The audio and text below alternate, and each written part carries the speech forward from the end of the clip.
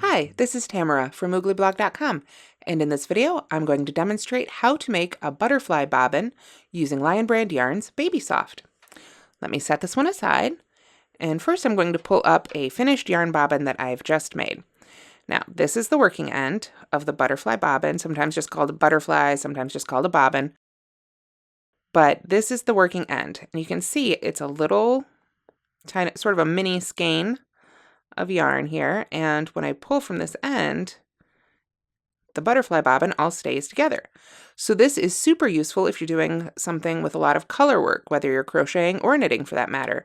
This is a really handy technique to create your own sort of mini skein so that you don't have a full-size skein bouncing around on the back of your work, particularly when you have a lot of different colors that you're using and where that would be a problem. So to do this, if I've already started crocheting and I realize this end is in the way or I want to cut it off, this would be the end attached to my work. If it isn't attached and I've just got a string like I do here, then this would be the end I'm crocheting from. That's where you begin. So this part doesn't really matter if you're left or right-handed. I'm right-handed, so I find it easier to begin holding this down with my left, but it doesn't really matter. So I'm going to hold this down like so out of the way. Again, this is the working end.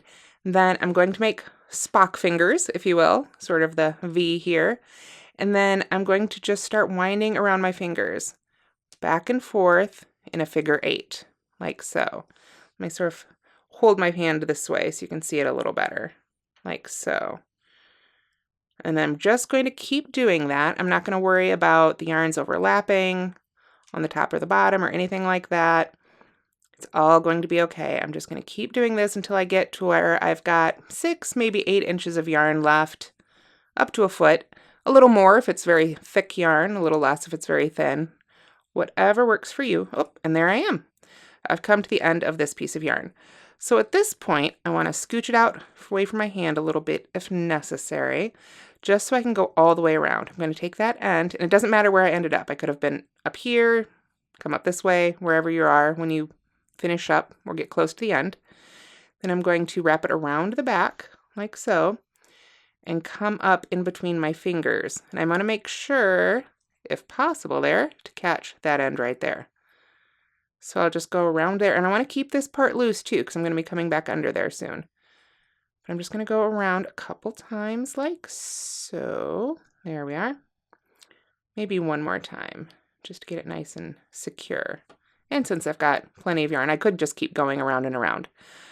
You can see that goes all the way around what I've got between my fingers. And then when I do get to the end, and if you found that you've pulled this too tight, you can use a little hook. And just grab one from over here. I just want to pull that yarn end